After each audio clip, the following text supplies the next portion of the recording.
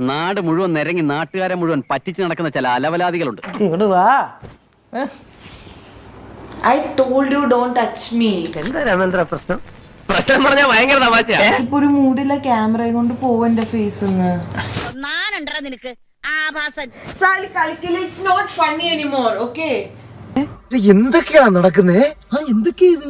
എന്തൊക്കെയാ എല്ലാത്തിലും ക്യാമറ പൊക്കി പിടിക്കുന്ന എന്തിനാ? ഓഫാക്കി ക്യാമറ. അത് ക്യാമറ ഓഫ് ആക്കിയതാണോ? ഞാൻ എന്താ പൊട്ടിയാണോ? அப்போ நான் பொட்டனா?